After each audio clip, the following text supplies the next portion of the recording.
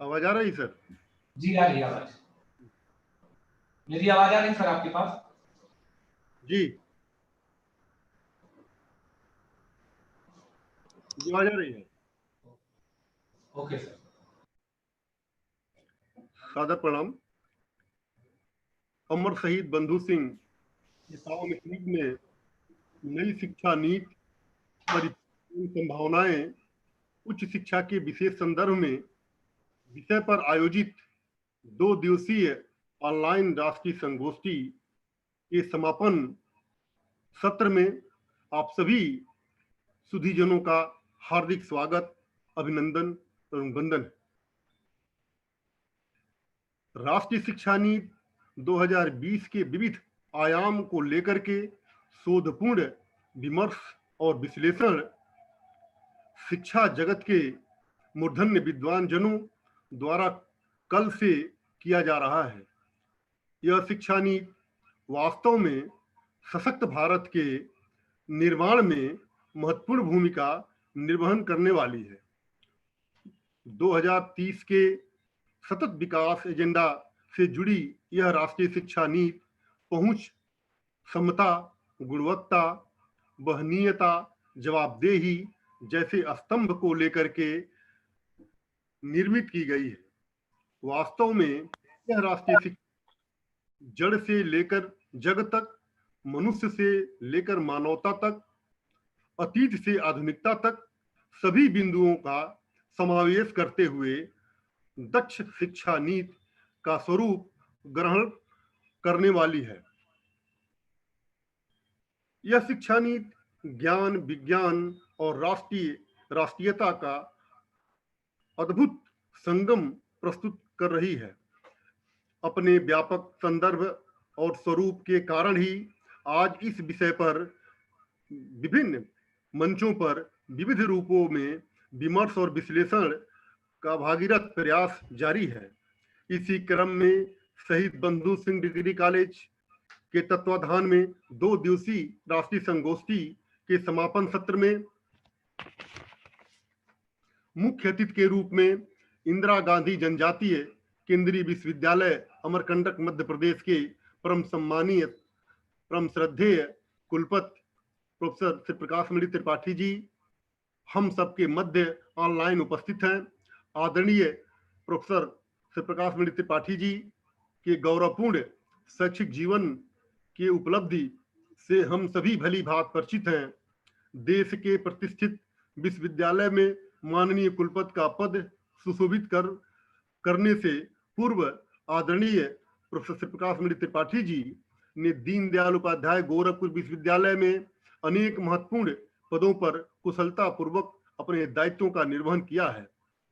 एक लंबी अध्ययन यात्रा में आपके कुशल निर्देशन में अनेकों विद्यार्थियों ने अपना शोध प्रबंध पूर्ण किया है।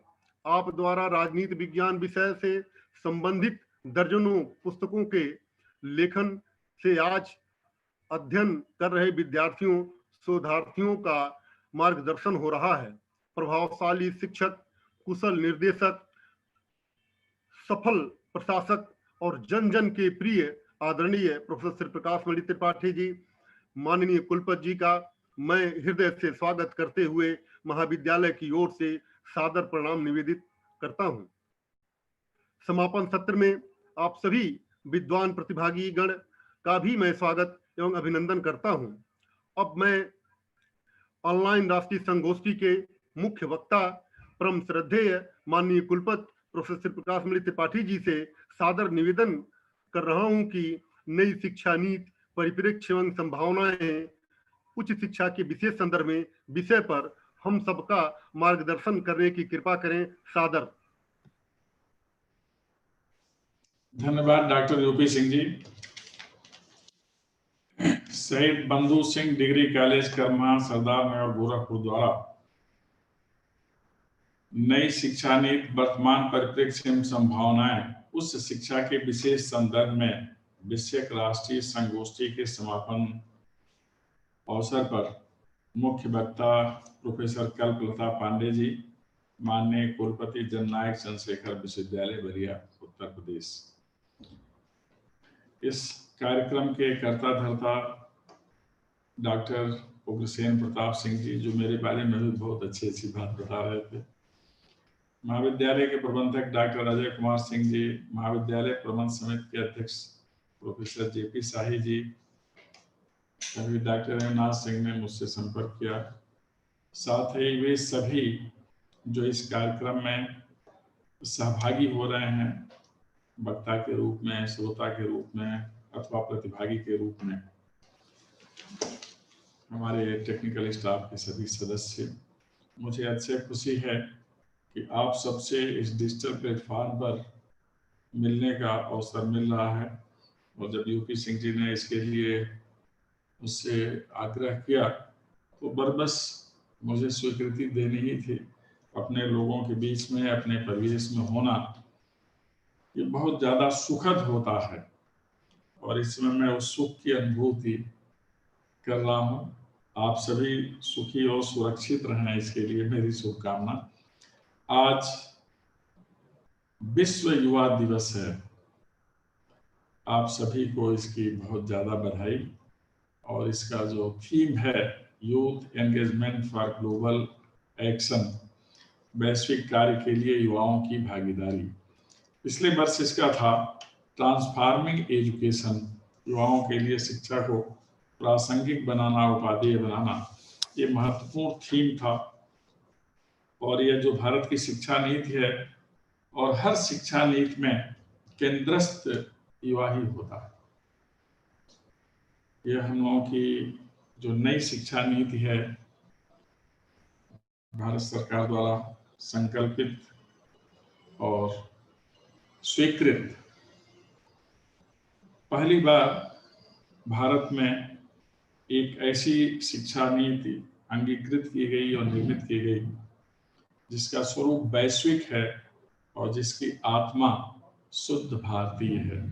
इसके कुछ पक्षों के बारे में डॉक्टर यूपी सिंह जी अभी बता रहे थे, और सभी पक्षों के बारे में जो विद्वान वक्ता कल से रहे हैं वो आपको बताए होंगे। डॉक्टर राजशरण शाही जी, प्रोफेसर सोहेल दुबे जी, प्रोफेसर हरकेश बहादुर सिंह जी, इसमें दो तो मेरे बहुत अनन्य मित्र हैं, दुबे जी और प्रोफेसर हरकेश बहादुर सिंह जी, और प्रोफेसर कल्पलता जी मेरी बहुत बड़ी शुभेच्छु हैं। तो निश्चित रूप से आप लोगों को इसके बारे में, इसके मर्म के बारे में जानकारी मिल गई होगी। मुझे तो आप लोगों के स्नेह बस आप लोगों के बीच में कुछ कहना है, इसलिए आप लोगों ने मुझे बुला रखा है। जब भी कोई शिक्षा नीति बनती है तो उसके कुछ संकल्प बिंदु होते हैं, लक्ष्य होते हैं। इसीलिए कहा जाता है कि हम उसमें परिकल्पना, प्रक्रिया, व्यवहार और कहाँ तक इसका विस्तार है, इस पर विचार कर लें। क्योंकि हम सबको पता है कि शिक्षा के माध्यम से ही सुधार होता है, उद्धार होता है, पुनरुद्धार होता है, परिष्कार होता है। अर्थात आरंभ से लेकर, जीवन यात्रा के आरंभ से लेकर और जीवन यात्रा जहाँ पूर्ण होती है वहां तक शिक्षा प्रक्रिया चलती रहती है। इसीलिए शिक्षा को कहा जाता है कि आजीवन सीखने की विधा है और हम प्रतिपल कुछ न कुछ सीखते ही रहते हैं। सीखने के लिए आवश्यक नहीं है कि हम शिक्षण संस्थानों में ही रहें, हम अपने आसपास के परिवेश से भी सीखते हैं, उन लोगों से भी सीखते हैं जो मुझे हर कदम पर मिलते रहते हैं। यह जो शिक्षा नीति है यह शिशु से लेकर और अनुसंधान के स्तर तक व्यवस्थित सुविचारित शिक्षा नीति है, जिसमें पहली बार आंगनबाड़ी से लेकर के और उच्च शिक्षण संस्थान अर्थात विश्वविद्यालय तक की शिक्षा का सम्यक प्रबंध है। और इसके माध्यम से व्यक्ति को विद्यार्थी के रूप में उन ऊंचाइयों तक पहुंचाना है जहां चलकर उसे आत्मबोध तो हो ही, इस राष्ट्र का नागरिक होने के नाते गौरव बोध भी हो। तो आत्मबोध से लेकर गौरव बोध तक की यात्रा इस शिक्षा नीति में समाहित है। और मूल भाव इसका ये है, आरंभ में ही मैंने बताया, इसका स्वरूप ग्लोबल है, अर्थात हमें ग्लोबल सिटीजन तैयार करना है। हर क्षेत्र में नेतृत्वकर्ता की रचना करना है, न्यायता और समावेशन का विशेष ध्यान रखना है। पहली बार शिक्षा तंत्र को, शिक्षा नीति को, शिक्षा व्यवस्था को उनके पास तक पहुंचाने की कोशिश की गई है जो अभी तक यहाँ तक नहीं पहुंच पाए थे। अर्थात हाशिए पर जिन्हें हम कहते हैं रहने वाले लोगों को जोड़ा गया है, श्रम की महत्ता को स्वीकार किया गया है, कामगार तक पहुंच को सहज बनाया गया है और इसीलिए विशेषकर उच्च शिक्षा जो आज का संदर्भ है उसमें जो नामांकन का प्रतिशत है उसे बढ़ाना है।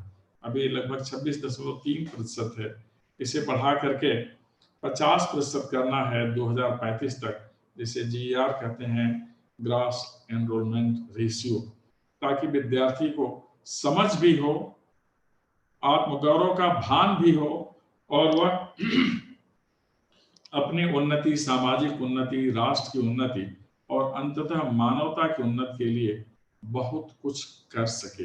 यह विधान इसमें है। इसीलिए इसके स्वरूप निर्धारण में आंचलिकता का अर्थात स्थानीयता का, राज्य का और राष्ट्र का सभी का समेकित विचार किया गया है। इसलिए व्यापक दृष्टि वाली शिक्षा नीति है और हो भी क्यों नहीं।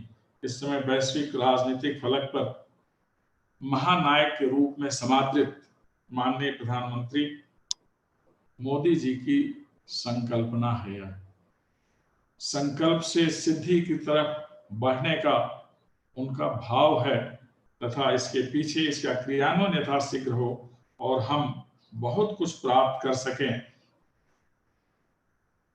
आधार से लेकर शिखर तक हमारी पहुंच सुगम हो सके, इसका आग्रह हमारे माननीय शिक्षा मंत्री जी का, निशंक जी का है। इस सब संदर्भों में यह शिक्षा नीति निरूपित है। इसमें नव प्रवर्तन और उत्कृष्टता का अस्थायी भाव है। प्राथमिक शिक्षा, माध्यमिक शिक्षा और उच्च शिक्षा हर स्तर पर इसमें विशेष व्यवस्था है। एक तो स्थानीय भाषा का विशेष ध्यान रखा गया है। भारतीय भाषाओं को पहली बार पर्याप्त सम्मान मिला है। एक मान्यता भी है कि हम घर में जिस भाषा में बोलते हैं, जो हमारी बोली है, उसमें ज्ञान की सामग्री मिले तो हम बहुत आसानी से समझ भी सकते हैं और बढ़ भी सकते हैं। इसका विशेष ध्यान रखा गया है। तो पहला भाव तो यही कि अंक और अक्षर ज्ञान से लेकर भाषा और भाव के विस्तार से होते हुए जीवन में वैज्ञानिक प्रवृत्ति ला करके हम समझदारी के उस मुकाम तक पहुंचे जहां उच्च शिक्षा आरंभ होती है और हमें उच्चता की ओर ले जाती है। इसके लिए बहुविषयक और समग्र शिक्षा व्यवस्था की गई है। अब बच्चों के पास विषय का विकल्प खुला होगा। पहले हम लोगों के द्वारा, विश्वविद्यालयों के द्वारा ग्रुप बनाए जाते थे कि विद्यार्थी आएगा कला वर्ग में, विज्ञान वर्ग में, तो उसे इन संबंधित ग्रुप में जाना पड़ेगा। अब ऐसा नहीं है। अब विद्यार्थी अपनी रुचि का विषय ले सकता है। फिजिक्स पढ़ने वाला विद्यार्थी पॉलिटिकल साइंस पढ़ सकता है। पॉलिटिकल साइंस पढ़ने वाला विद्यार्थी बॉटनी पढ़ सकता है। बॉटनी पढ़ने वाला विद्यार्थी म्यूजिक पढ़ सकता है। कॉमर्स पढ़ने वाला विद्यार्थी साइंस के इच्छित विषय ले सकता है। तो इस तरह से केवल मेडिकल और लॉ दो की पढ़ाई को किनारे रखा गया है, अलग व्यवस्था उसके लिए किया गया है। लेकिन अभियांत्रिकी से लेकर मानविकी तक सबको समाहित किया गया है उच्च शिक्षा के इस विधान में, और मल्टीपल एंट्री और एग्जिट व्यवस्था के द्वारा विद्यार्थियों को एम्प्लॉयबिलिटी का अवसर दिया गया है कि उन्हें रोजगार का अवसर मिले। पहले होता ये था कि जब हम बीए में प्रवेश लेते थे, बीएससी में प्रवेश लेते थे, तो स्नातक के किसी भी पाठ्यक्रम में 1 साल पढ़ने के बाद चले गए, 2 साल पढ़ने के बाद चले गए, कुछ वर्ष के बाद आने पर पुनः पढ़ने का अवसर नहीं मिलता था। अब यह समस्या हल हो चुकी है। आप अंतराल के बाद, निश्चित अनिश्चित अंतराल के बाद आए, पढ़ने का अवसर मिलेगा। इसीलिए अब एमफिल हटाया गया है, 4 वर्षीय पाठ्यक्रम बनाया गया है, 3 वर्ष स्नातक के लिए, 1 वर्ष पीजी के लिए, और उसके बाद सीधे पीएचडी में प्रवेश मिलेगा। स्नातक के भी कई रूप बना दिए गए हैं। पहले वर्ष में अगर कोई विद्यार्थी पढ़ के जाना चाहता है और उसे कहीं रोजगार मिल जाता है तो उसे सर्टिफिकेट मिलेगा, उसे सर्टिफिकेट डिग्री भी कहा जाता है। 1 साल उसने नौकरी कर ली, फिर इच्छा क्या करके हम पढ़ें, तो उसे 2 साल पढ़ने के बाद डिप्लोमा की डिग्री मिल जाएगी। इसके आधार पर जो उसके लिए रुचिकर सेवा क्षेत्र हो उसमें वह जा सकता है। अगर 2 साल पढ़ के उसने छोड़ा, फिर कुछ दिन के बाद आके वह पढ़ना चाहता है तो पढ़ सकता है, जो शेष 1 साल का पाठ्यक्रम बाकी स्नातक का कर सकता है और उसे डिग्री मिल जाएगी। और तदनुकूल जिस क्षेत्र में जाना चाहे, जिसमें उसकी दक्षता हो, क्षमता हो, रुचि हो, रोजगार मिल सकता है। अर्थात विषय विकल्प के साथ ही साथ व्यवसाय का भी विकल्प अब विद्यार्थी के पास रहेगा। आवश्यक नहीं कि एक व्यवसाय में लग गया तो उसी में आजीवन बना रहे, वह चाहे तो उसे चेंज कर सकता है। और इसके लिए पढ़ाई का जो आधार होगा उसके 4 सूत्र होंगे: इंक्वायरी, डिस्कवरी, डिस्कशन और एनालिसिस। अर्थात एक तो उसके अंदर जिज्ञासा होनी चाहिए, बहुत आवश्यक है। विद्यार्थियों के लिए अध्ययन और अनुसंधान की पहली शर्त जिज्ञासा ही होती है। फिर उच्च शिक्षा में खोज का भाव, शोध का भाव, अन्वेषण का भाव होता है। इसी से विज्ञान, कला, मानविकी जिस क्षेत्र में हम जाना चाहें कुछ नया कर सकते हैं, नवाचार ला सकते हैं, जिसकी आज बहुत ज्यादा आवश्यकता है। इस पूरी प्रक्रिया में संवाद होगा, संवाद शिक्षक के साथ भी, संवाद अपने साथ भी, संवाद समाज के साथ भी, संवाद शिक्षण संस्थाओं के जितने स्टेक होल्डर्स हैं उनके साथ भी। संवाद से विचार का विस्तार होता है और नए विचार अपने पास आते हैं, इसलिए संवाद बहुत ज्यादा आवश्यक होता है। और शोध में हम एनालिसिस करते हैं। उच्च शिक्षा में भी जब भी हम कुछ लिख रहे होते हैं तो उसका विश्लेषण करते हैं और अंत में हम निष्कर्ष तक पहुंचते हैं। यह जो आधारित है व्यवस्था, 4 सूत्र हैं, इसके 4 अवलंब हैं जिसकी मैंने चर्चा किया। इन्हीं अवलंबों पर यह शिक्षा प्रणाली हमारी खड़ी होगी। सबसे महत्वपूर्ण है कि जो हमारी संस्थाएं हैं ये अपने को किस तरह से तैयार करें। इसमें ऑटोनॉमी का भी विधान है कि क्वालिटी रिसर्च के आधार पर ही क्वालिटी एजुकेशन तय होगा। और जिस संस्था में क्वालिटी रिसर्च और क्वालिटी एजुकेशन की व्यवस्था होगी उस संस्था को बहुत ज्यादा ऑटोनॉमी मिलेगी।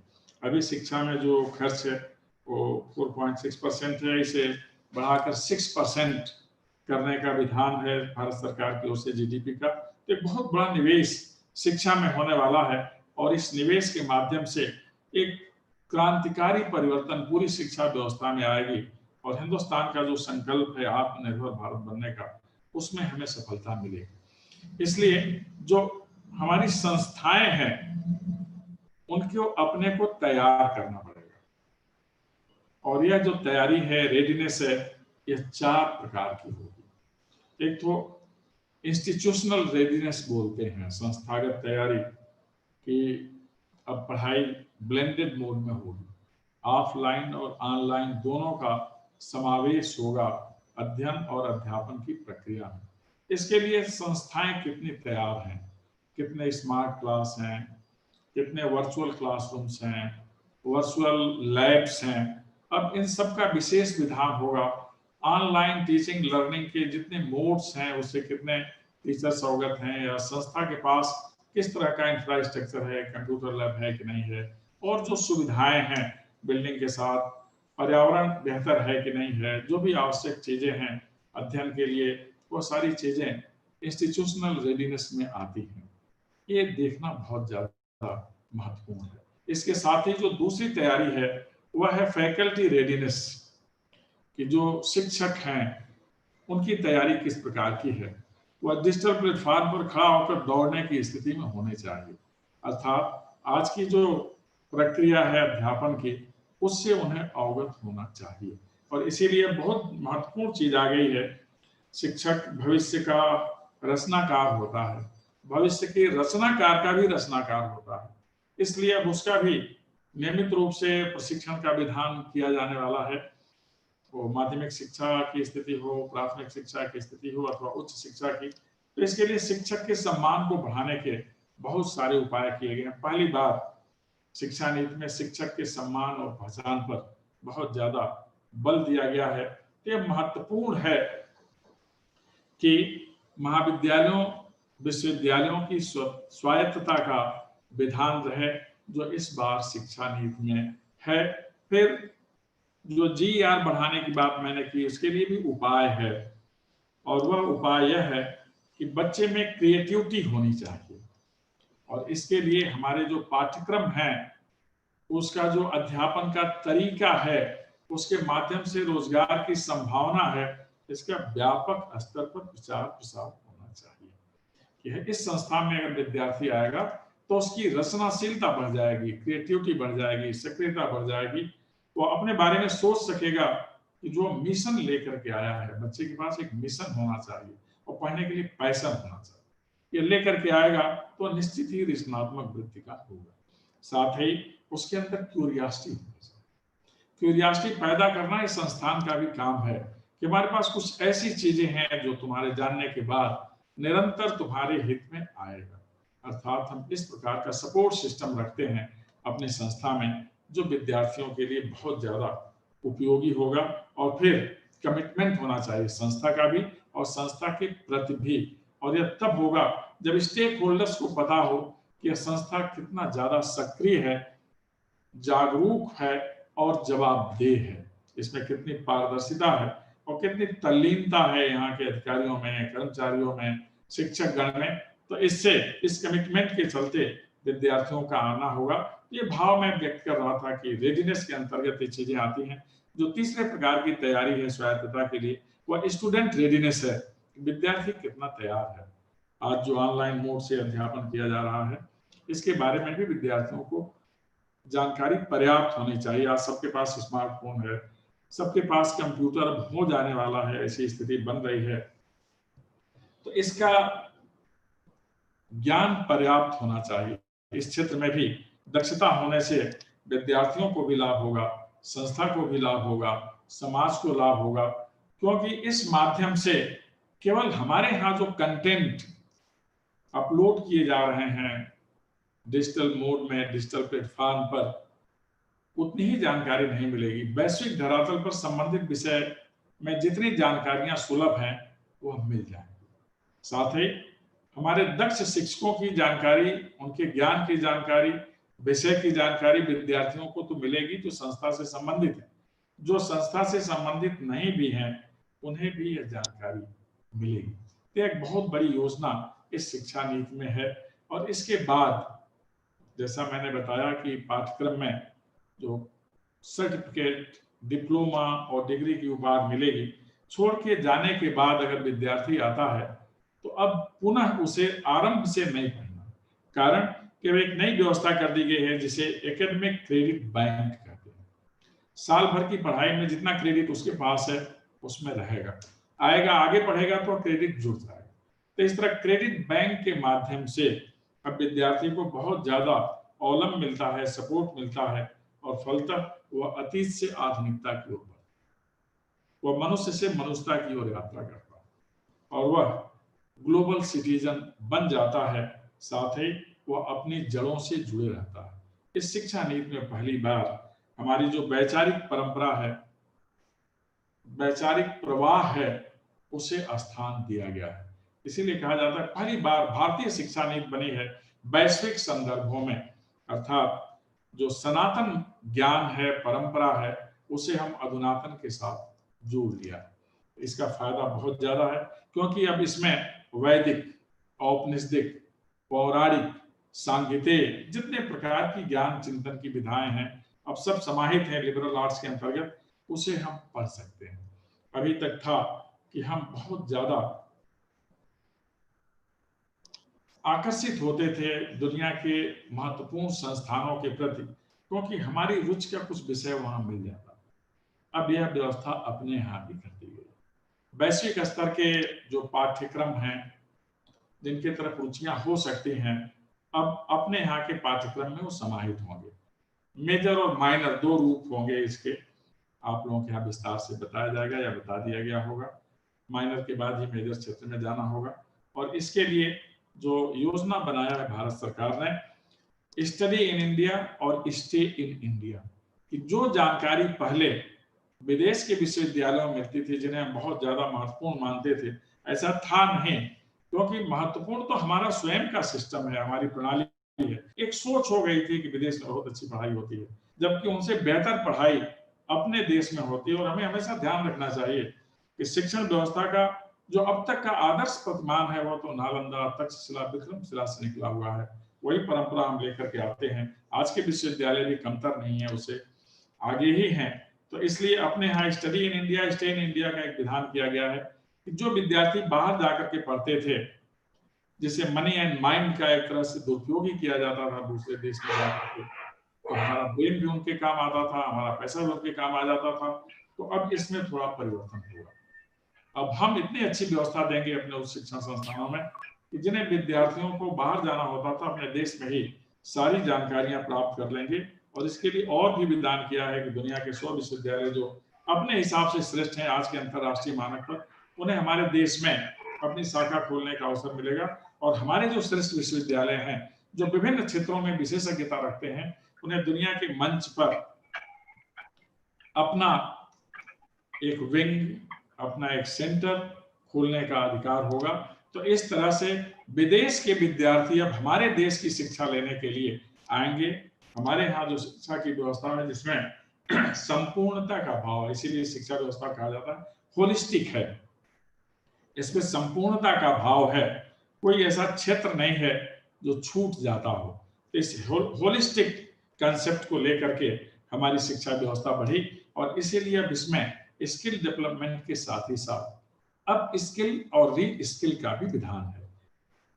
हम फिर से सीख लें और जो हमारे पास क्षमता है इसे आगे बढ़ाएं और फिर इसे लागू करने का विधान ज्यादा जरूरी है। लेकिन लागू करने का स्टेज तब आता है जब हम उच्च शिक्षण संस्थान में शोध की गुणवत्ता का स्वरूप समझें। इस शिक्षा नीति में उत्कृष्ट अनुसंधान का बार बार आग्रह है। उत्कृष्टता से आशय है जिसके बारे में युवती सिंह जी शुरू में ही बोल रहे थे, ग्राह्य होना चाहिए अनुसंधान कार्य, उपादेय होना चाहिए, इसकी स्वीकार्यता होनी चाहिए, डाटा का उचित संग्रह होना चाहिए, सत्यता होनी चाहिए, विश्लेषण सही होना चाहिए, फिर ज्ञान परक होना चाहिए, समाजोपयोगी होना चाहिए, रचनात्मक होना चाहिए, इसमें अकाउंटेबिलिटी और रिस्पांसिबिलिटी का भाव होना चाहिए, आने वाले विद्यार्थियों के लिए, जिज्ञासुओं के लिए कुछ निश्चित संदेश होना चाहिए और सर्वोपरि राष्ट्र के प्रति निष्ठा होनी चाहिए। ये सारी चीजें हैं। तो जो हम लोग कहते हैं कि lab from lab to land जाना है, वह अनुसंधान के माध्यम से हम कर सकते हैं। यह देश कृषि और ऋषि परंपरा का देश है। किसी भी आर्थिक आघात से हिंदुस्तान सर्वाधिक सुरक्षित रहता है और ऐसा इसलिए कि हमारे यहाँ जो कृषि परंपरा है बहुत पुष्ट परंपरा है। हमारे पास कम से कम साल भर के लिए अन्न का भंडारण तो होता ही है। कोई भी संकट आए, कोई भी कष्ट आए तो जीवन पर पूरा असर नहीं पड़ता। गतिविधियां जरूर अवरुद्ध होती हैं, जैसा आजकल कोरोना के प्रकोप में हुआ है। हमारे ऋषि ये सब तत्वदर्शी थे, वैज्ञानिक थे। इनकी परिभाषा ही है ऋषियों मंत्र द्रष्टारः, अर्थात हमारे ऋषि तत्कालीन आचार्य थे। आश्रम उनकी प्रयोगशालाएं थी जहां वो फार्मूला बनाते थे और जमीन पर उतारते थे, अर्थात वो फार्मूला देखते थे कैसे क्रियान्वित हो रहा है। अब पुनः हम उच्च शिक्षा के क्षेत्र में अनुसंधान की यही व्यवस्था करने वाले हैं। इसी को उत्कृष्ट अनुसंधान कहा जाता है। यह सब कुछ लाने के बाद इस नीति को यथार्थ में लाना अब एक आवश्यकता है। इसके लिए नीति, रणनीति, रोड मैप, टाइमलाइन और रिसोर्सेज पर ज्यादा ध्यान दिया जाना है। नीति हमारे सामने है, रणनीति अब शिक्षण संस्थानों को बनाना है। सबसे पहले पाठ्यक्रम का समायोजन और नए सत्र से ही इसे नियोजित करने का विधान कर लिया जाना है ताकि विद्यार्थी आने के साथ ही साथ इसे समझें। जितने शिक्षक हैं उनके पास यह शिक्षा नीति होनी चाहिए ताकि वो बेहतर ढंग से इसे समझ सकें। यह रणनीति इफेक्टिव होनी चाहिए, अर्थात हम स्वयं तो जाने ही कि हमारा लक्ष्य क्या है अध्यापन में, हमारी संस्था का लक्ष्य क्या है समाज के प्रति, राष्ट्र के प्रति, और जो विद्यार्थी आ रहा है उसके लिए क्या लक्ष्य निर्धारित होना चाहिए। एक रोड मैप बनता है, क्या क्या हमें चाहिए और किस तरह से आगे बढ़ते जाना। अर्थात हमारा मंतव्य स्पष्ट होना चाहिए और गंतव्य भी निर्धारित होना चाहिए। कितने समय में हम कर लें, सफलता का सूत्र होता है टाइम बाउंड एक्शन। इसलिए टाइम लाइन बहुत ज्यादा महत्वपूर्ण है। फिर हमें संसाधनों पर विचार करना है, हमारे पास स्वयं के संसाधन कितने हैं और हमें स्थानीय स्तर पर क्या संसाधन मिल सकता है, राज्य स्तर से क्या मिल सकता है और अंततः भारत सरकार द्वारा तो मिलना ही मिलना है।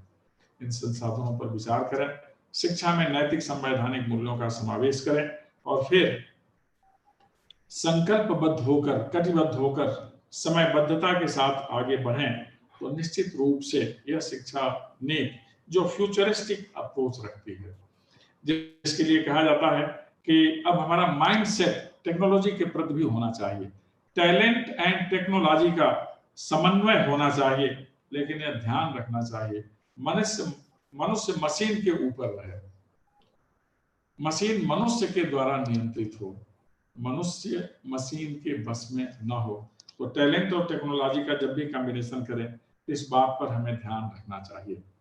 उच्च शिक्षण संस्थाओं के लिए higher education commission of India बनेगा, जो एक नियामक बॉडी है, लाइट बट टाइट।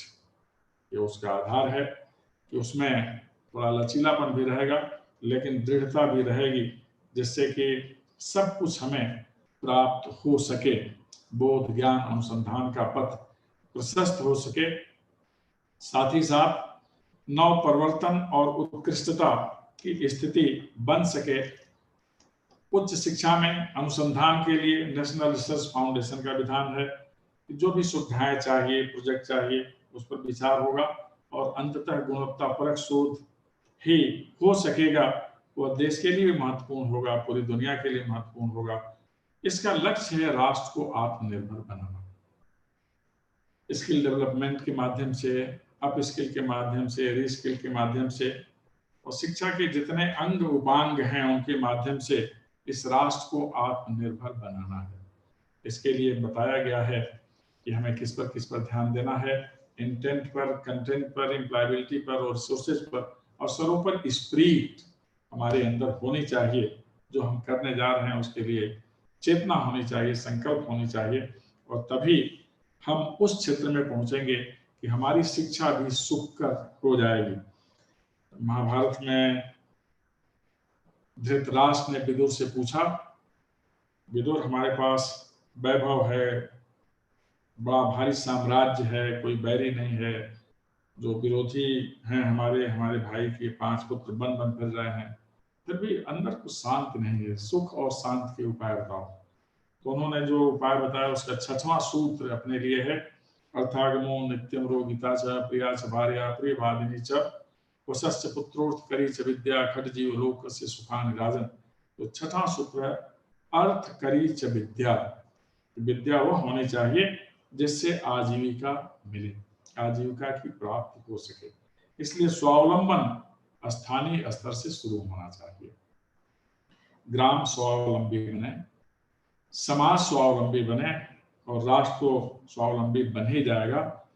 आर्थिक विकास हो इकोनॉमी ऑफ स्केल और इकोनॉमी ऑफ स्कोप के द्वारा, हम आर्थिक, सांस्कृतिक, सामरिक सभी दृष्टियों से महत्वपूर्ण बनेंगे।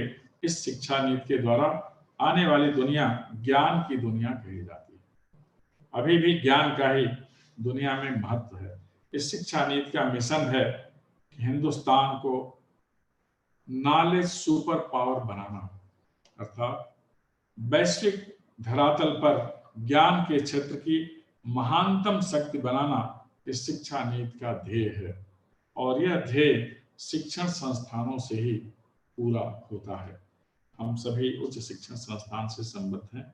आइए हम आप सभी मिलकर एक भारत श्रेष्ठ भारत के संकल्प को पूरा करें और अपनी योजना, अपने परिश्रम शिक्षा नीति के नियोजन और क्रियान्वयन के द्वारा स्वच्छ, स्वस्थ, समर्थ, संपन्न, समृद्ध और सशक्त राष्ट्र निर्माण में अपना योगदान करें और अंततः भारत को दुनिया का महानतम राष्ट्र बनाएं। आप सभी ने ध्यानपूर्वक सुना, इसके लिए आप सबको बहुत बहुत धन्यवाद। बहुत बहुत धन्यवाद सर। समापन सत्र के सम्माननीय मुख्य अतिथि, परम श्रद्धेय हम लोगों के मुखिया आदरणीय कुलपति प्रोफेसर श्री प्रकाश त्रिपाठी जी के इस शोधपूर्ण, अत्यंत प्रभावी, प्रेरणादायी उद्बोधन से यह ऑनलाइन संगोष्ठी अनुप्राणित हुई। प्रतिभागीगण की कुछ जिज्ञासाएं हैं। मैं श्रद्धेय कुलपति जी से अनुरोध करूंगा कि यदि आपकी अनुमति हो तो कुछ प्रमुख प्रश्न प्रस्तुत किया जाए। साथ ही हम सबके मध्य डॉक्टर राजशरण शाही जी बैठे हैं। हम लोग जी हम लोगों के मध्य राजशरण शाही जी उपस्थित हैं। कल से आज तक प्रतिभागियों के अनेक प्रश्न आए, जिनके समापन भाव, समयाभाव एवं नेटवर्क समस्या के कारण उनका उत्तर नहीं दिया जा सका था। उसका समाधान संक्षिप्त समय में डॉक्टर राजशरण शाही द्वारा दो प्रश्न आए हैं सर से, अगर पूछने की अनुमति तो मैं आग्रह करता हूँ सर।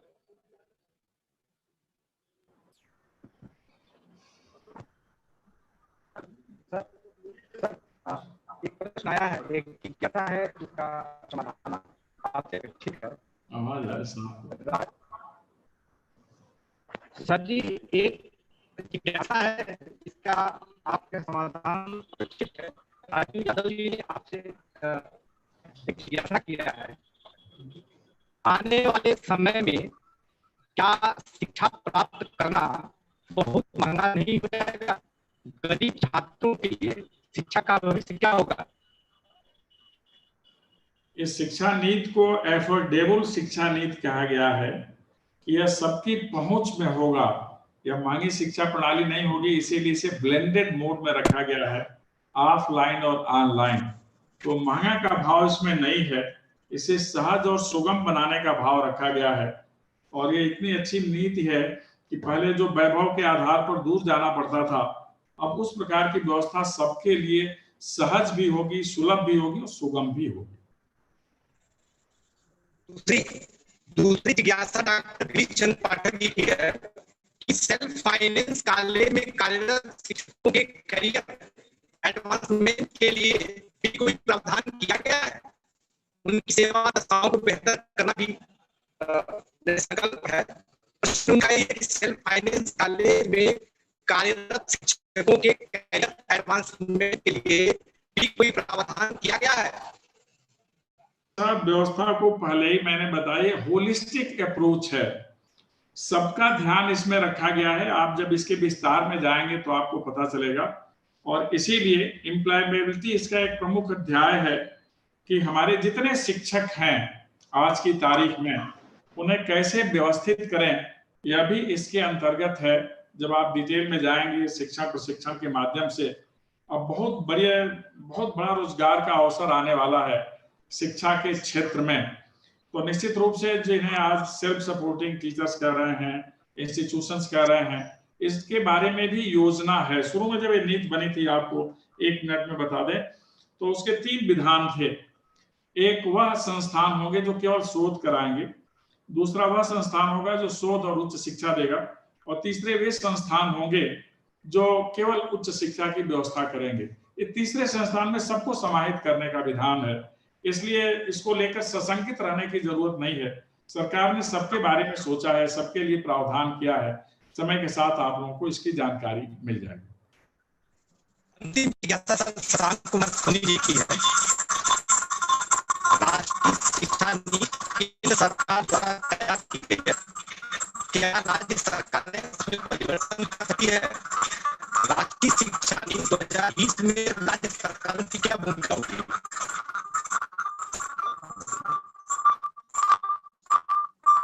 आ रही है या जो आपकी आवाज सुने हो तो बताइए।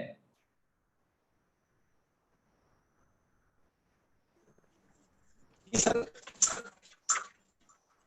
कुमार सोनी जी का प्रश्न है कि राष्ट्रीय शिक्षा नीति केंद्र सरकार द्वारा तैयार की गई है, क्या राज्य सरकारें उसमें परिवर्तन कर सकती है। राष्ट्रीय शिक्षा नीति 2020 में राज्य सरकारों की क्या भूमिका होगी? इसमें आरंभ में मैंने एक वाक्य कहा था, आपने संभवतः ध्यान दिया होगा।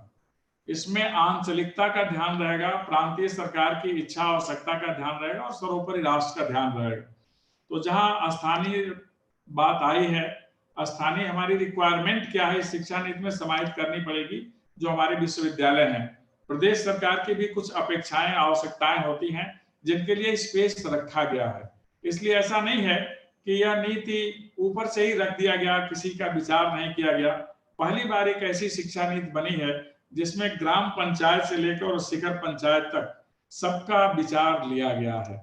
तो इसलिए सभी इच्छाओं की पूर्ति के लिए प्रयास किया गया है, आवश्यकताओं को ध्यान में रखा गया है। लगभग 2 लाख सुझाव आए थे जिनके समाधान की कोशिश की गई है। इसलिए स्थानीय स्तर पर जो हमारी आवश्यकताएं हैं वो कैसे नियोजित की जाएंगी शिक्षा व्यवस्था में, यह भी है। इसमें प्रांत सरकारों की क्या आवश्यकताएं, अपेक्षाएं और संसाधन हैं, उनका भी ध्यान रखा जाएगा।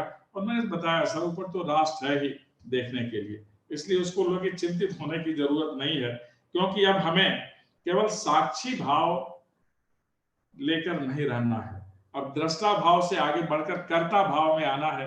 और जब कर्ता भाव आता है तो स्थानीय स्तर पर, प्रांतीय स्तर पर और राष्ट्रीय स्तर पर, तीनों स्तरों पर इसका विचार कर लिया जाता है।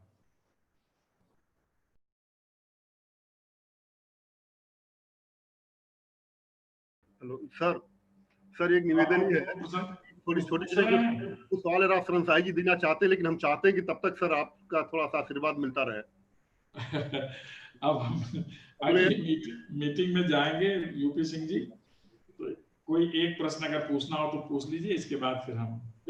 ठीक है सर, हम उसके बाद जब आपके मैंने के बाद हम करवा लेते हैं उसको जी। अमर शहीद बंधु सिंह के पावन स्मृति में नई शिक्षा नीति, परिप्रेक्ष्य एवं संभावनाएं उच्च शिक्षा के विषय संदर्भ में जैसे अत्यंत प्रासंगिक विषय पर आयोजित 2 दिवसीय ऑनलाइन संगोष्ठी के समापन अवसर पर मुख्य अतिथि परम श्रद्धेय आदरणीय गुरुवर प्रोफेसर श्री प्रकाश मणि त्रिपाठी जी के प्रति महाविद्यालय परिवार की ओर से हार्दिक आभार ज्ञापित कर रहा हूं। आपके शोधपूर्ण और अत्यंत प्रेरणादायी व्याख्यान से नई शिक्षा नीति जैसे नवीन, प्रासंगिक और मूल्यवादी विषय को समझने और जानने का अवसर मिला। हम सबको प्राप्त हुआ है। इतने जटिल और विस्तृत विषय पर जिस सरल भाषा और तथ्य के साथ आपने प्रस्तुत किया, हम सब के लिए आपका उद्बोधन अनुकरणीय है। महाविद्यालय परिवार आपके प्रति श्रद्धावनत है। हम सबको यह पूर्ण विश्वास है कि आपका मार्गदर्शन हमेशा महाविद्यालय परिवार को मिलता रहेगा। बहुत बहुत धन्यवाद सर, प्रणाम। शाही जी।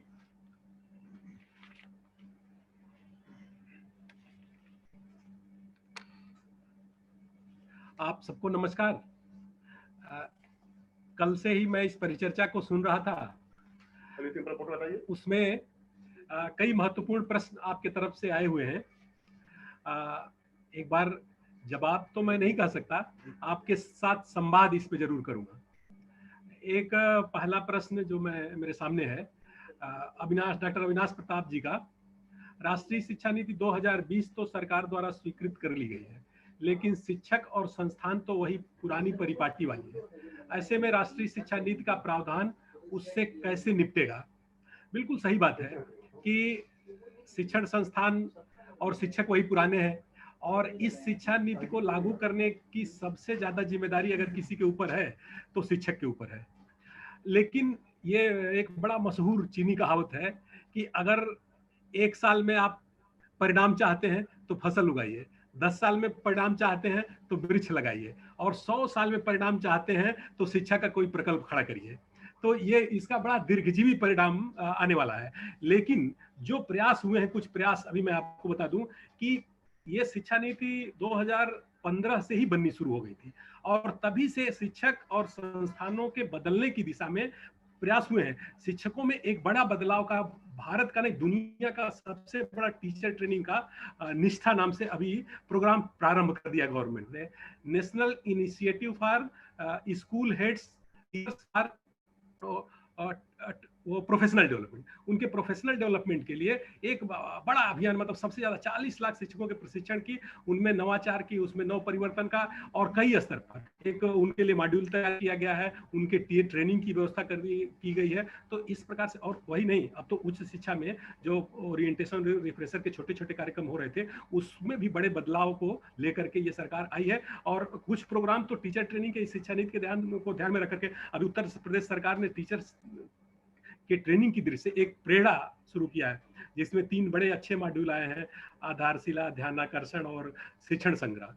तो इस तरह से अभी वो प्रयास पहले से शुरू हुए हैं, कुछ तो अभी 20 से ही लागू होने शुरू हो गए हैं, कुछ 21 से भी लागू, चरणबद्ध ढंग से लागू हो रहे हैं। मुझे लगता है कि शिक्षक भी बदलेंगे और संस्थान भी बदलेंगे।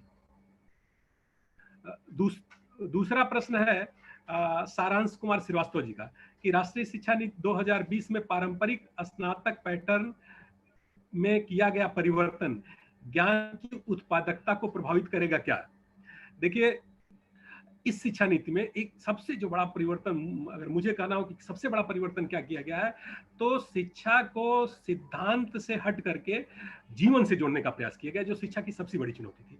तो शिक्षा को यदि हम जीवन से जोड़ लेंगे, जैसा कि प्रयास इसमें किया गया, तो शिक्षा जब जीवन से जुड़ेगी तो जीवन उत्पादकता से जुड़ेगा। इसलिए शिक्षा से जीवन को जोड़ने का जो प्रयास है, वो शायद शिक्षा को उत्पादकता से भी जोड़ने का प्रयास है। अगला प्रश्न है, राष्ट्रीय शिक्षा नीति 2020 क्या सिर्फ रोजगार परक है या व्यक्ति के व्यक्तित्व का भी विकास करेगी? इन दोनों पक्षों में से राष्ट्रीय शिक्षा नीति 2020 किस पर विशेष जोर देती है? ये देखिए, बड़ा बहुत मतलब महत्वपूर्ण शिक्षा, राष्ट्रीय शिक्षा नीति में जब होलिस्टिक डेवलपमेंट की बात कर रही है, तो अभी अगर आपसे पूछा जाए कि शिक्षण संस्थान आपके किस विकास का मूल्यांकन करता है, तो शिक्षण संस्थान से जब आप निकलते हैं तो आपकी पूंजी के रूप में आपके पास एक मार्कशीट होती है। उस मार्कशीट में जो अंक होते हैं वही आपके उस संस्थान की पूंजी होती है। लेकिन अब इसमें एक बड़ा परिवर्तन, अब ये होलिस्टिक डेवलपमेंट का एक कार्ड तैयार करने के लिए कहा गया है कि आपका एकदम पूरा होलिस्टिक डेवलपमेंट का एक कार्ड, प्रोग्रेस कार्ड, जो ट्रैक भी किया जाएगा, आपके प्रोग्रेस को लगातार ट्रैक भी किया जाएगा।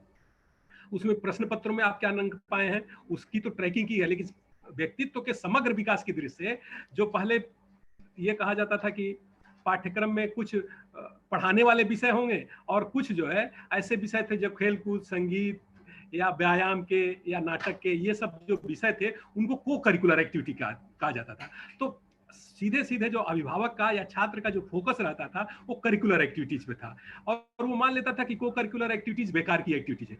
इस बार इस शिक्षा नीति में सबसे जो महत्वपूर्ण बात की गई है कि कोई को करिकुलर एक्टिविटीज नहीं होंगी, सभी करिकुलर एक्टिविटीज होंगी। अगर लड़के को गेम्स में जाना है तो गेम एक विषय के रूप में, अगर क्रिकेट वो कर रहा है तो क्रिकेट एक विषय के रूप में, वो सभी करिकुलर एक्टिविटी। तो एक को करिकुलर एक्टिविटीज को इतना महत्वपूर्ण स्थान दे करके व्यक्तित्व के सर्वांगीण विकास का जो अवसर प्रदान किया गया, ये बहुत महत्वपूर्ण बात है।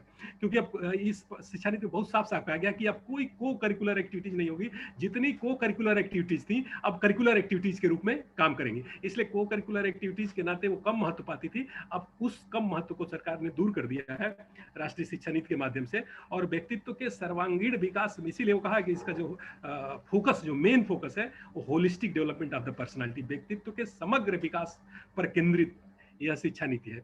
इसलिए व्यक्तित्व के समग्र विकास को लेकर के मेरे ख्याल से कोई संशय नहीं होना चाहिए। अगला प्रश्न है, राष्ट्रीय शिक्षा नीति 2020 शोध प्रक्रिया को प्रभावी और नवाचारी बनाने में किस रूप से योगदान करेगी? ये सारांश कुमार श्रीवास्तव जी का प्रश्न है। अभी हम लोग कल से ही एनआरएफ की चर्चा कर रहे हैं कि रिसर्च को मजबूत करने के लिए, रिसर्च को प्रोत्साहित करने के लिए, इस देश में नवाचार को प्रोत्साहित करने के लिए, शिक्षा को नवाचार से जोड़ने के लिए, रिसर्च के लिए इतना बड़ा कदम, ये शायद ऐतिहासिक कदम है कि एनआरएफ पहली बार सरकार ने अलग से फंड, पहले यूनिवर्सिटी ग्रांट कमीशन के ही द्वारा रिसर्च को ग्रांट दी जाती थी, या सरकार का जो बजट, शिक्षा का बजट आता था उसी में से रिसर्च, लेकिन रिसर्च पे इतना फोकस इस शिक्षा नीति में है कि 20,000 करोड़ रुपए का एक अलग फंड बनेगा जो सिर्फ रिसर्च को प्रमोट करने का काम करेगा। तो ये बहुत बड़ी धनराशि रिसर्च को प्रमोट करने के लिए आवंटित की गई है। और दूसरे, रिसर्च को नवाचार से जोड़ने, रिसर्च को जीवन से जोड़ने, रिसर्च को उत्पादकता से जोड़ने के लिए वो क्या किया, जितने इस प्रकार की एजेंसी हैं उनके साथ भी वो कोलैबोरेशन का काम ये NRF करेगा, नेशनल रिसर्च फाउंडेशन। तीसरी जो सबसे महत्वपूर्ण बात है कि रिसर्च को मतलब लैब टू लैंड, जो लैब के कार्य हैं उसको समाज में ले जाने के लिए और उसको उपयोगी बनाने के लिए भी प्रयास कि जितने जो रिसर्च के इंस्टीट्यूट है, उस रिसर्च के इंस्टीट्यूट का कोलैबोरेशन विश्वविद्यालयों के साथ जो रिसर्च करा है, जो उच्च शिक्षा के संस्थान है वो करा रहे हैं, ताकि उसके एक्सपर्ट इस संस्थानों में आकर के रिसर्च के जो इमर्जिंग एरिया है उसका भी सुझाव देंगे, उस विषय पे कैसे ठीक प्रकार से रिसर्च किया जाए उसकी भी वो मेंटरिंग भी करेंगे, गाइड भी करेंगे, सहयोग भी करेंगे, परामर्श भी देंगे। तो एक बड़ा बांड टीचिंग और रिसर्च का ये बनने जा रहा है, जो महत्वपूर्ण प्रयास इस शिक्षा नीति में किया गया है। दूसरा प्रश्न गरिमा सिंह जी का है कि राष्ट्रीय शिक्षा नीति 2020 बालिकाओं की शिक्षा एवं महिला सशक्तिकरण को किस रूप में सहयोग प्रदान करेगी। देखिए, इस शिक्षा नीति में एक बहुत महत्वपूर्ण बात जिसकी कल मैंने चर्चा किया था कि, और कई बार बैठकों में ये प्रश्न हम लोगों ने उठाया था कि जिस प्रकार से स्कूल एजुकेशन में 86 की शिक्षा नीति में नवोदय विद्यालय की कल्पना आई थी। नवोदय विद्यालय की कल्पना जो दोहरी शिक्षा प्रणाली की मार झेल रहे हैं वो विद्यार्थी जो ग्रामीण क्षेत्र के हैं, पिछड़े इलाके के हैं, लेकिन बहुत प्रतिभावान विद्यार्थी हैं, उनके प्रतिभा को अगर प्लेटफॉर्म मिले तो वो बहुत अच्छा कर सकते हैं, लेकिन उनके प्रतिभा को प्लेटफॉर्म नहीं मिलता है। तो इसलिए सरकार को कोई एक मतलब नेशनल लेवल का इंस्टीट्यूट प्रत्येक जिले में खोलना चाहिए और वो निःशुल्क हो और पूरी तरह से आवासीय हो, ताकि उनको उस प्रकार का वातावरण मिले ताकि जो ग्रामीण क्षेत्र के प्रतिभावान विद्यार्थी हो वो धन के अभाव में, स्थान के अभाव में, सुविधा के अभाव में पढ़ाई से वंचित रहने पाए। ये प्रयोग नवोदय विद्यालय जिले में खोला गया था। ठीक उसी पैटर्न पे, यद्यपि वो नाम नहीं दिया गया है, राष्ट्रीय शिक्षा नीति 86 में इसको पेस सेटिंग स्कूल कहा गया है। इक्वलाइजर का काम करेगी, जिस प्रकार शिक्षा में विषमता, उस सारी विषमताओं को दूर करने का काम करेगी। ठीक उसका संकल्प इस किया गया है, लेकिन अपग्रेड कर अब तरह के संस्थान जो बड़े जिले हैं, कम से कम एक जरूर संस्थान, एक बड़ा बहुविषय लार्ज बड़े पैमाने का संस्थान, वो कहा गया है कि ये भी पूरी तरह से आवासीय होगा और ये पूरी तरह से सरकारी होगा, जहां शुल्क बहुत ही कम या शायद निःशुल्क हो। तो इस प्रकार से ग्रामीण क्षेत्र के जो प्रतिभावान विद्यार्थी हैं उनको शिक्षा के अच्छे शिक्षा या गुणवत्ता युक्त शिक्षा के अवसर से वंचित नहीं, चाहे वो जितने भी डिप्राइव्ड क्लास है, चाहे वो बालिकाएं हों, चाहे मतलब वंचित वर्ग के, जो पिछड़े वर्ग के, शेड्यूल्ड कास्ट, शेड्यूल्ड ट्राइब्स के ऐसे प्रतिभावान विद्यार्थी जो धन के अभाव में, या मतलब उच्च वर्ग के भी विद्यार्थी जो धन के अभाव में अच्छी संस्थानों में नहीं पहुंच सकते थे, अब प्रत्येक जिले में एक उच्च गुणवत्ता का बहुविषयक केंद्र प्रत्येक जिले में खुलेगा। वो आवासीय होगा और पूरी तरह से सरकारी होगा। तो इसलिए शिक्षा में जो अवसर की समानता है इस प्रकार से लाने का प्रयास किया गया जो वंचित लोग हैं। अगला प्रश्न डॉक्टर अखिलेश कुमार राय जी का है कि राष्ट्रीय शिक्षा नीति 2020 स्व-वित्त पोषित शिक्षण संस्थाओं पर किस तरह नियंत्रण स्थापित करेगी ताकि इस नई शिक्षा नीति का उद्देश्य पूरा करे। देखिए, एक सबसे जो महत्वपूर्ण बात इस नई शिक्षा नीति में है कि इस शिक्षा नीति में वित्त पोषण, स्व-वित्त पोषण, निजी, सरकारी के आधार पर कोई विभाजन किया ही नहीं गया है। ये कहा गया है कि इस देश में 3 संस्थान होंगे, एक संस्थान क्वालिटी के आधार पर और टीचिंग और रिसर्च की कैपेसिटी के आधार पर विभाजन किया गया है। मतलब वित्त पोषण के आधार पर कोई विभाजन नहीं है और ये भी संकल्प किया गया है कि वित्त पोषण के आधार पर संस्थानों में किसी प्रकार का कोई भेदभाव भी नहीं किया जाएगा। एक रिसर्च इंस्टीट्यूट होंगे, एक टीचिंग इंस्टीट्यूट होगा और एक कॉलेज होंगे, और वो कॉलेज में सभी प्रकार के कॉलेज होंगे और सबके, जैसे इसके पहले यह रहता है कि जिसका 12F और 12B में रजिस्ट्रेशन होगा वही सरकारी अनुदान पाएगा, वही पैसा पाएगा, वही अनुदान पाएगा, उससे लड़के आगे बढ़े। ये सारी बता, सभी संस्थान एक जैसे होंगे, सभी पे एक जैसे कानून लागू किया जाएगा, सब समता के सिद्धांत पर चलेंगे। जहां तक व्यवसायीकरण का बात है, बाजारीकरण का बात है या ज्यादा फीस लेने का बात है, ये कहा गया है कि कैपिंग, फी कैपिंग की व्यवस्था की गई है कि सरकार ये जरूर तय करेगी कि इससे कोई फीस नहीं बढ़ा सकता है और नो प्रॉफिट लो लॉस के सिद्धांत संस्थान चलेंगे, उसको अपना पूरा वेबसाइट पे देना होगा और एक सरकार तय करेगी कि कितनी मैक्सिमम फीस ली जा सके, उससे ज्यादा कोई संस्थान फीस नहीं ले सकता है। लेकिन सुविधाएं सरकार द्वारा दी जाने वाली सभी सुविधाएं प्रत्येक विद्यालय को मिलेगी, चाहे वो निजी हो चाहे प्राइवेट हो। निजी प्राइवेट का विभाजन पूरी तरह से इस शिक्षा नीति में समाप्त हो गया है। अगला सवाल डॉक्टर JK पांडे जी का है कि क्या नई शिक्षा नीति 2020 शिक्षा को कोई नई दिशा प्रदान कर पाएगी? क्योंकि अभी तक कोई सार्थक पहल दिख नहीं रही है। केवल शिक्षकों को हर बात के लिए दोषी बताते हैं। क्या शिक्षा व्यवस्था की क्या व्यवस्था की कोई जिम्मेदारी नहीं है? देखिए, इस शिक्षा नीति में सामूहिक कलेक्टिव रिस्पॉन्सिबिलिटी की बात की है। लेकिन सर्वाधिक रिस्पॉन्सिबिलिटी इस शिक्षा नीति में शिक्षक पे व्यक्त की गई है कि शिक्षक जो है शिक्षा की प्रक्रिया का मुख्य धुरी है। इसलिए शिक्षक को समृद्ध बनाने, अभी एक प्रश्न मैंने पिछले सेशन में मैं सुन रहा था कि आ गया था कि स्ववित्त पोषित शिक्षक के लिए कोई विधान। शिक्षा नीति में बहुत साफ साफ कहा गया कि आगे से आगामी 5 वर्षों के अंदर इस देश में कोई पैरा टीचर नहीं होगा, कोई अंशकालिक शिक्षक नहीं होगा, सिर्फ एक तरह का शिक्षक हो, वो पूर्णकालिक शिक्षक होगा, परमानेंट टीचर होगा। कोई टेम्पररी, कोई पैरा टीचर या कोई अंशकालिक टीचर नहीं होगा। तो ये एक बड़ी बात कही गई है। और दूसरे उसके लिए सरकार ये भी मंतव्य इसमें व्यक्त किया गया है। दूसरे, जहां तक किसको ज्यादा महत्व और किसको कम महत्व दिया गया है, कोई शिक्षा नीति अभी तक कोई सार्थक पहल की जहां तक बात है, तो अभी तो ये शिक्षा नीति पूरी तरह से लागू ही नहीं है। जब लागू हो जाएगी तब, अभी तो सिर्फ मंत्रिमंडल ने पास किया है, अभी वो सदन में आएगा, फिर वो लागू होगी, तो तब जब लागू होगी तब पहल प्रारंभ होगा। लेकिन कुछ पहले से तैयारियां हो चुकी हैं कि किन किन बातों को 2020 में हम, ये तो सरकार के स्तर पर तय कर, कुछ बातें शिक्षा नीति में कही भी गई, लेकिन अभी जो 60 पेज का डॉक्यूमेंट आया है उसमें बहुत सारी बातें नहीं कही जा सकती। 86 की जो शिक्षा नीति एक प्लान आया था, ये तो हमारी पॉलिसी क्या है ये आया है। अब इस पॉलिसी के आधार पर सरकार एक एक्शन प्लान देगी कि उस एक्शन प्लान में पूरा वर्णित होगा कि किन बात को कब लागू करें, कैसे लागू करेंगे। तो अभी वो एक्शन प्लान आना है, लेकिन अभी मोटी मोटा कई चीजों का एक्शन प्लान सरकार ने बीच बीच में दे दिया है कि इस काम को हम, जैसे एफिलिएशन कहा कि 2015 वर्षों के बाद कोई एफिलिएटिंग यूनिवर्सिटी, कोई एफिलिएटिंग कॉलेज नहीं होंगे। इसी प्रकार से कह दिया है कि 2030 तक जो एनरोलमेंट है स्कूल लेवल पे वो 100% होगा। इसी प्रकार से ये कह दिया कि 2035 तक 50% GER को ले जाएंगे। तो कुछ चीजों को समयबद्ध उन्होंने लक्ष्य तो इसी 60 पेज के डॉक्यूमेंट में रख दिया है, लेकिन आगे डिटेल प्लान आएगा। फिर भी कई जगह कहा है कि इसको हम 2021 में लागू कर देंगे, इसको हम 2022 में लागू कर देंगे, इसको 2025 तक लागू कर देंगे, इसको 2030 तक। मतलब ये पूरा जो पैकेज है शिक्षा नीति का, जो पूरा पैकेज है, उसकी समयावधि 2020 से लेकर के 20 वर्ष का ये पूरा प्लान है। और 20 वर्ष के इस प्लान में वो पूरी तरह से कटिबद्ध है लागू करने के लिए। एक बात जो ये किया गया था, जो वंचितों के लिए, पिछड़ों के लिए, जो छात्राओं के लिए, और बहुत महत्वपूर्ण बात, शायद वो मैं 2 दिन की चर्चा में सुन रहा था, वो बात नहीं आ पाई है। इसमें यह कहा कि ऐसे छात्र जैसे मान लीजिए ग्रामीण क्षेत्र के हैं, पिछड़े क्षेत्र के हैं, वो अच्छी स्कूलिंग उनकी नहीं हुई है, लेकिन बाद में लेकिन वो प्रतिभावान है, किसी अच्छे स्कूल में गए, तो कई बार उस संस्कृति को ग्रहण नहीं कर पाते हैं, इसलिए वो मतलब उनका लर्निंग आउटकम नहीं मिल पाता है, या वो उसमें पिछड़ापन दिखाई देता है। तो ये कहे कि ऐसे संस्थानों के छात्र अगर दूसरे संस्थानों में जाते हैं और उन संस्थानों के छात्रों के साथ वो प्रतिस्पर्धा नहीं कर पाते हैं, तो 1 साल के उनके लिए अलग से ब्रिज कोर्स की व्यवस्था की गई। जैसे पहले ब्रिज कोर्स, और उस ब्रिज कोर्स के द्वारा उनको मतलब उनमें कैपेसिटी डेवलपमेंट का काम किया गया, उनके लैंग्वेज की इफिशियंसी को बढ़ाई दी जाएगी, उनमें मतलब ये जो एजुकेशन का जो स्पिरिट है उसको डेवलप करके उनको उसी पैरामीटर पे, उसी स्पिरिट के साथ जब वो तैयार हो जाएंगे, उनके साथ प्रतिस्पर्धा करेंगे, तब उस कोर्स में उनको सीधे प्रवेश किया जाएगा। तो छोटे छोटे जो रेमेडियल पैकेज है उसकी भी बात इसमें की गई है, ताकि जो पिछड़े क्षेत्र के, जो वंचित क्षेत्र के बच्चे हैं, उनको उस प्रतिस्पर्धा में पूरी तरह से स्वस्थ, पूरी तरह से दक्ष बनाया जा सके। ठीक है, मेरे सामने जो प्रश्न आए थे सर प्रश्न आ रहा है, अभी इसको मैं पढ़ रहा हूँ।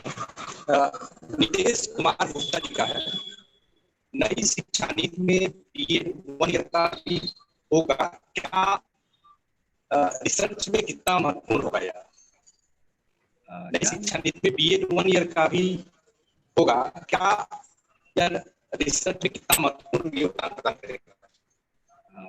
नई शिक्षा नीति में BEd 1 ईयर का होगा, ऐसा पूछ रहे हैं?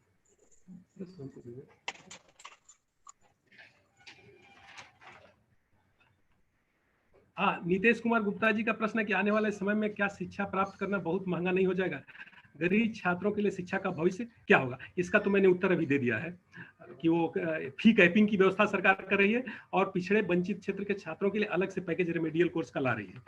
दूसरे, राजू यादव जी का दूसरा प्रश्न है कि नई शिक्षा नीति में BEd इस शिक्षा नीति में बीएड 1 वर्ष का भी होगा क्या, और रिसर्च कितना महत्वपूर्ण? हाँ बिल्कुल, ये कहा गया है कि जो टीचर एजुकेशन के प्रोग्राम चलेंगे, शिक्षक प्रशिक्षण के कार्यक्रम चलेंगे 2030 के बाद इस देश में पूरी तरह से 4 इयर्स इंटीग्रेटेड प्रोग्राम चलेगा, उसके अलावा कोई और प्रोग्राम नहीं चलेगा। लेकिन 2030 तक का, अभी जैसे जो आज स्नातक कर लिया, जो 1-2 बार स्नातक किया है, तो वो बिल्कुल अध्यापक बनने से वंचित न रह जाए, इसलिए 2030 तक का समय दिया है कि जो अगर स्नातकोत्तर किया है और वो बीएड करना चाहता है, वो 1 ईयर बीएड प्रोग्राम में जा सकता है। जो स्नातक किया है और बीएड करना चाहता है, वो उसके लिए 2 इयर्स बीएड प्रोग्राम भी 2030 तक चलते रहेंगे। 2030 के बाद 2030 से ये सारे प्रोग्राम बंद हो जाएंगे। टीचर ट्रेनिंग का एक ही प्रोग्राम 4 इयर्स इंटीग्रेटेड प्रोग्राम होगा। लेकिन 2030 तक अवसर दिया है कि जो पहले से स्नातकोत्तर किए हैं और शिक्षक बनना चाहते हैं, उसके लिए 1 ईयर टीचर प्रोग्राम, जो पहले से स्नातक किए हैं और वो शिक्षक बनना चाहते हैं, उनके लिए 2 इयर्स बीएड प्रोग्राम होगा। और जहां तक रिसर्च कितना महत्वपूर्ण होगा, रिसर्च के संदर्भ में ये कहा कि रिसर्च की क्वालिटी को भी बढ़ाएंगे, रिसर्च के कल्चर को भी डेवलप करेंगे और रिसर्च को अप्लाइड ज्यादा बनाएंगे, समाज की आवश्यकताओं के अनुसार बनाएंगे। और रिसर्च की फंडिंग को अभी मैं बता रहा था कि मतलब पहली बार इस देश में ऐसा हुआ कि रिसर्च, पहले वो यूजीसी का ग्रांट होता था, उसी में रिसर्च को देते थे, लेकिन अब एनआरएफ को पहली बार एक अलग पूरी तरह से स्वायत्त संस्थान होगा। 20,000 करोड़ रुपए का अलग से उसके लिए प्रावधान किया गया, 20,000 करोड़ रुपए का फंड होगा। इसलिए उस क्षेत्र में रिसर्च, उसके लिए जो प्रोजेक्ट बनेंगे उसकी मॉनिटरिंग तो बहुत टाइट है, टफ मॉनिटरिंग है, लेकिन उसकी गुणवत्ता अच्छी होगी और जो छात्र उसमें एनरोल्ड होगा उसके माध्यम से रिसर्च करेगा, उसकी स्कॉलरशिप की व्यवस्था वो सरकार के भी फंड से, और दूसरे जैसे मान लीजिए गोरखपुर में जल जमाव की समस्या है, तो ये जल जमाव की समस्या पर कोई भूगोल का छात्र अगर रिसर्च कर रहा है तो उसको क्या करेंगे, उस तरह के जो संस्थान है, जैसे यहाँ का नगर निगम, उसकी ये समस्या है, तो उस नगर निगम के साथ उसको, उस डिपार्टमेंट को कोलैबोरेट कर देंगे और उसका खर्च नगर निगम भी वहन करेगा, ताकि जिसको लाभ मिलेगा। तो इस प्रकार से भी जो जहां लाभ मिलने वाला है उन संस्थाओं से जोड़ करके इस रिसर्च की उपयोगिता को ज्यादा बढ़ाने जा रहे हैं, ज्यादा समाज केंद्रित करने जा रहे हैं, ज्यादा रिसर्च को ज्यादा अप्लाइड करने जा रहे हैं। इसलिए रिसर्च की गुणवत्ता को बढ़ाने के साथ साथ वो ये कह रहे हैं कि जो रिसर्च लैब में होते थे, from lab to land research को ले जाए, ताकि रिसर्च की गुणवत्ता बढ़े।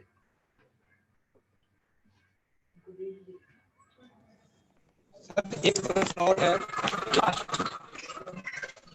राजू यादव जी का है, शिक्षा का निजीकरण क्या शिक्षा को महंगा नहीं बनाएगी?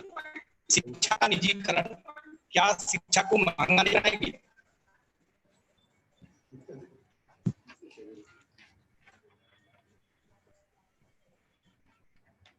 देखिए, अगर शिक्षा नीति के डॉक्यूमेंट को पढ़ें तो शिक्षा के निजीकरण पर बात बहुत साफ साफ बात की गई है कि शिक्षा अब आज जहां हम पहुंच चुके हैं, आज अभी 90% ऐसे शिक्षण संस्थान है उच्च शिक्षा के क्षेत्र में जो निजी हाथों द्वारा संचालित है।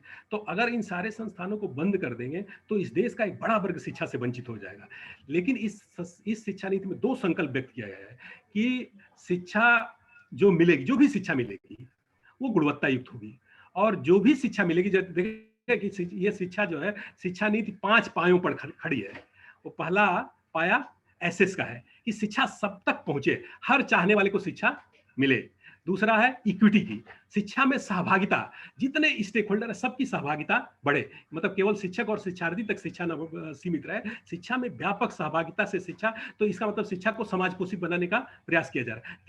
तीसरा जो पाया जिसमें शिक्षा का भवन खड़ा करने का प्रयास कर रहे हैं वो अफोर्डेबिलिटी की, कि शिक्षा प्रत्येक व्यक्ति के मतलब सस्ती हो, सुलभ हो। अगर अफोर्ड करने लायक अगर शिक्षा होगी तभी शिक्षा सबकी पहुंच तक हो जाएगी। इसलिए शिक्षा को अफोर्डेबल बनाने के लिए वो कैपिंग कर रहे हैं। कैपिंग आप समझते हैं कि जैसे एक लिमिट तय कर रहे हैं कि उस लिमिट से ज्यादा कोई फीस नहीं बढ़ा सकता है। और फीस के लिए रेगुलेटरी, हमने कहा ना कि जो यूजीसी का नेशनल वो काउंसिल ऑफ हायर एजुकेशन बना रहे हैं, उसमें 4 इंडिपेंडेंट संस्थाएं बना रहे हैं। एक संस्था होगी, जैसे अभी जो है पॉलिसी बनाने का भी काम यूजीसी करती है, वही फंड भी ग्रांट देने का काम करती है, वही स्टैंडर्ड सेटिंग का भी काम करती है। अब ये कह रहे हैं कि ये जो उच्च शिक्षा के जो संस्थान होंगे उसके 4 महत्वपूर्ण दायित्व होंगे।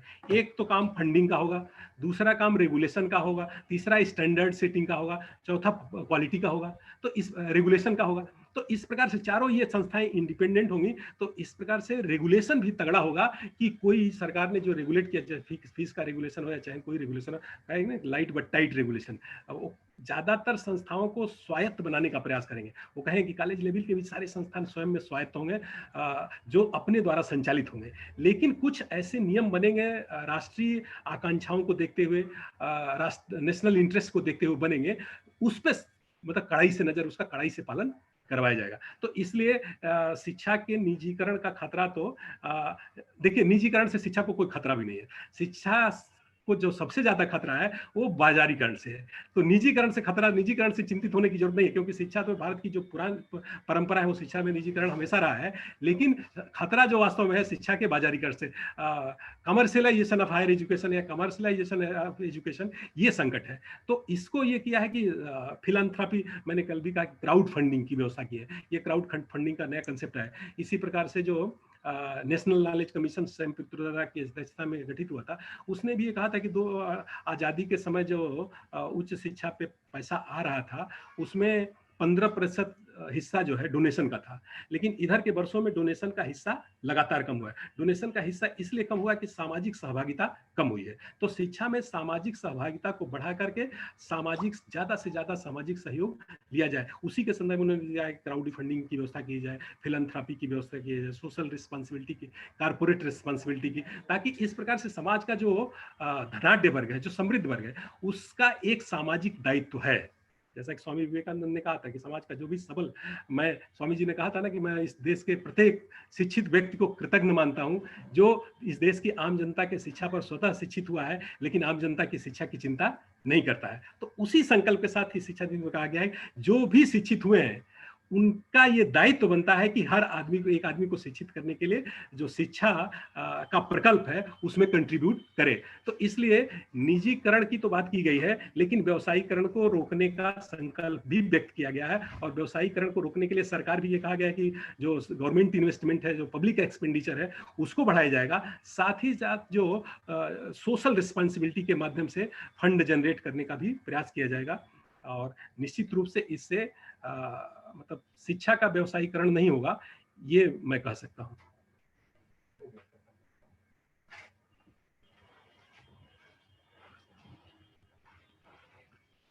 बहुत बहुत धन्यवाद शाह जी। इस राष्ट्रीय संगोष्ठी में कल से आज तक कुल 4 सत्रों में लगातार सैकड़ों प्रतिभागीगण जुड़े रहे। अनेक प्रतिभागियों ने अपनी जिज्ञासा भी प्रस्तुत किया, जिसमें से अधिकतर का समाधान विषय विशेषज्ञों द्वारा किया गया। मैं आप सभी आदरणीय प्रतिभागीगण का भी हृदय से आभार ज्ञापन कर रहा हूं। यह संगोष्ठी कुल 4 सत्रों में आयोजित हुई, जिसमें क्रमशः सिद्धार्थ विश्वविद्यालय के माननीय कुलपति श्रद्धेय professor Surendra Dubey ji, Divyanath PG college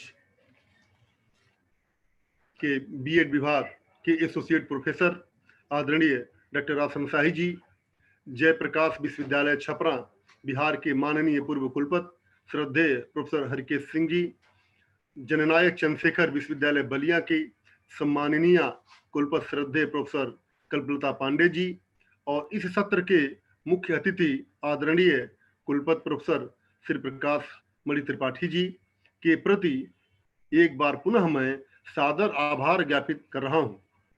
साथ ही मैं महाविद्यालय के प्रबंधक अजय कुमार सिंह जी टप्पू, प्रबंध समिति के अध्यक्ष काशी हिंदू विश्वविद्यालय वाराणसी के वरिष्ठ कृषि वैज्ञानिक प्रोफेसर जेपी शाही जी का, उप प्रबंधक श्री कामेश्वर सिंह जी का, आप सभी के प्रति हार्दिक आभार ज्ञापन प्रस्तुत कर रहा हूं। बंधुओं, एक छोटी सी सूचना आपको दे दें, जिन्होंने इस संगोष्ठी में पंजीकरण किया है उसके ईमेल पर फीडबैक फॉर्म जारी किया गया है। आप द्वारा फीडबैक फॉर्म भरे जाने के बाद मेल पर ही ऑनलाइन प्रमाण पत्र निर्गत किया जाएगा। बंधुओं, इस संगोष्ठी में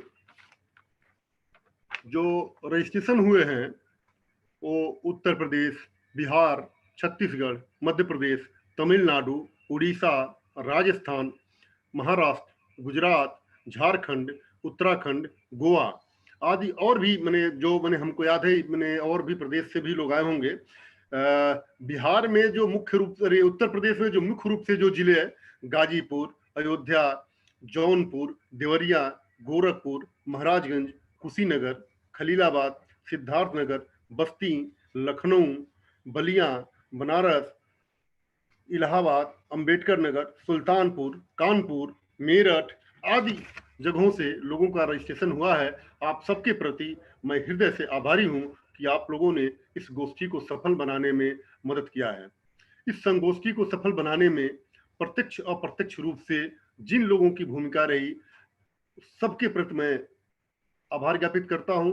इस संगोष्ठी में सफल बनाने में doctor Pradeep Kumar Rao, doctor Avinash Pratap Singh, doctor Nilank Rao, ये सब के प्रति मैं आभारी हूं, जिनके सहयोग से, जिनके समर्थन से इस संगोष्ठी को मैं पूर्ण कर सका।